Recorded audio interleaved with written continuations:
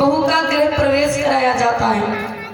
अब माताएं अपनी बहुओं की परछन उतारने आई और जैसे एक बड़ा सा थाला लेके आती हैं, लोटा में जल होता है, परछन उतार देती है। बड़ा अच्छे से भव्य स्वागत बहू का घर में किया जाता है। अब माता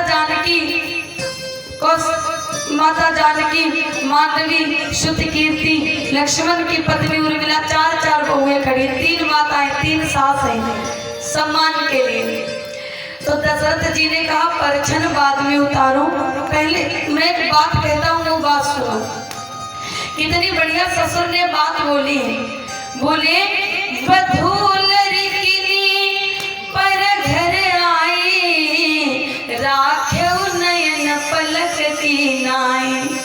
जानते हो ये दूसरे की बेटियां हैं, अपने घर बहू बनकर आई है और आज से इनको ऐसे रखना, राखेउ नयन पलक की नाई। जैसे पलकें आंखों की रक्षा करती हैं, ऐसे ही आप अपनी बहुओं की रक्षा करना। आप देखो आंख में कुछ गिरने वाला हो, तुरंत पलक गिर जाती है। ये पलक आंखों की सिक्योरिटी गार्ड होती है। बड़ा भगवान ने सोच समझ कर सब कुछ बनाया। अच्छा, हमारे कान तो अंदर है ना, सुनते तो अंदर से हैं, ये क्यों बना दिए? इनकी क्या जरूरत है? ये हैंडल है। भगवान जानते थे लोगों को बुढ़ापे में चश्मा लगेगा, इसलिए भगवान ने हैंडल बना दिया है। बड़ा सोच समझ कर ठाकुर जी ने कारीगरी करी, लीला तेरी तू ही जाने। राजा दशरथ जी जैसा ससुर हो तो मुझे लग रहा है बहू कितनी भी चांडालन प्रवृत्ति की क्यों ना हो, लेकिन दशरथ जैसा ससुर मिल जाए फिर क्या कहना। कहते हैं इतना समझ लो कि ये दूसरे की बेटी है, ये इतना समझ लो कि अपनी ही बेटी है, केवल चेहरा बदल गया है। ऐसे रक्षा करना जैसे पलकें आंखों की रक्षा करती हैं। अब सारी रस्में होती हैं। राम जी हमारे आज माता जानकी के पास आते हैं। विवाह के प्रथम दिन के प्रथम रात्रिकालीन वेला में, रात्रिकालीन वेला में मर्यादा पुरुषोत्तम भगवान श्री रामचंद्र शयन कक्ष में आए। तो माता जानकी से बोले, जानकी हमारे अयोध्या में ये परंपरा है कि विवाह के प्रथम वाली रात्रि को पति अपनी पत्नी को कुछ न कुछ भेंट देता है, उपहार देता है।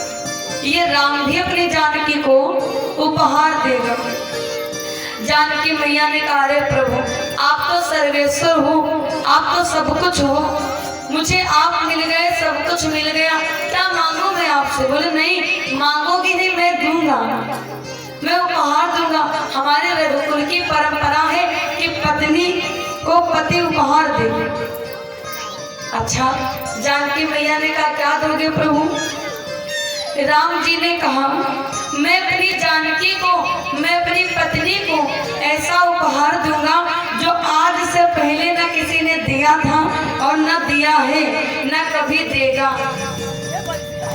राम जी ने कहा जानकी हमारे अयोध्या में एक पुरुष अन्य विवाह कर सकता है, इसमें कोई दोष नहीं माना जाता। हमारे यहाँ हमारे पिताजी के ही 3 पत्नियां हैं, हमारी 3 माताएं हैं, लेकिन ये राम अपनी जानकी को उपहार देता है कि राम के जीवन में न जानकी के पहले कोई थी, न जानकी के अलावा कोई है, और लो उपहार देता हूँ कि न जानकी के अलावा कभी कोई आएगी।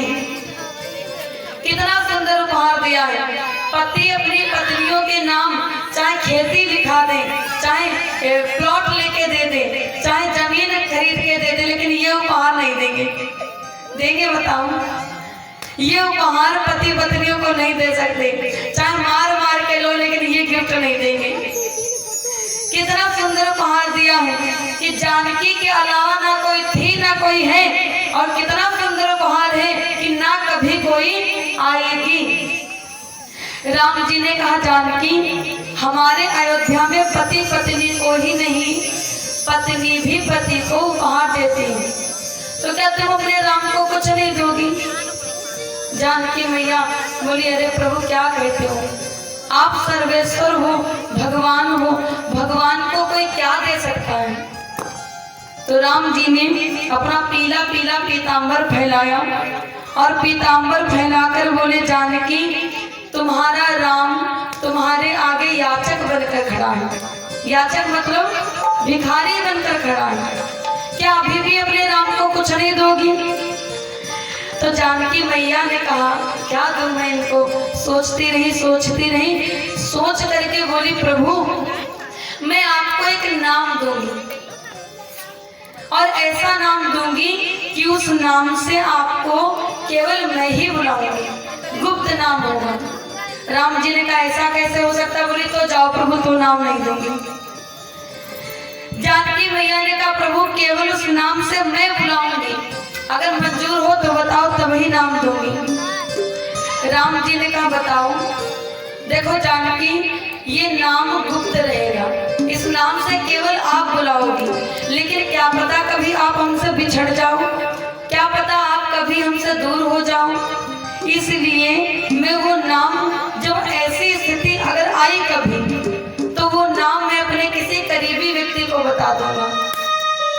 अब बताओ क्या नाम दोगी।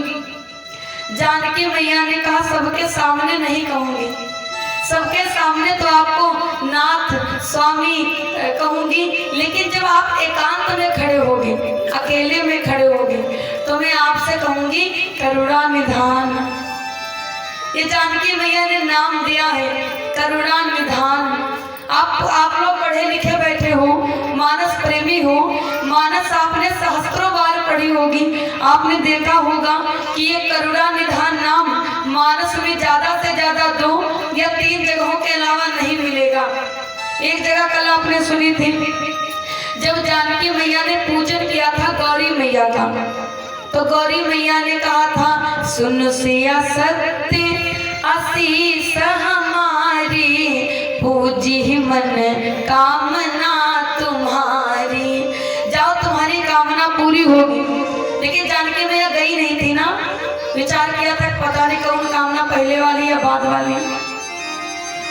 तब गौरी मैया ने स्पष्ट बताया था, मन जाहि राच्यो मिली ही सोबर, सहज सुंदर सामरो। कहा था स्पष्ट सामरा मिलेगा, और फिर करुणा निधान सुजान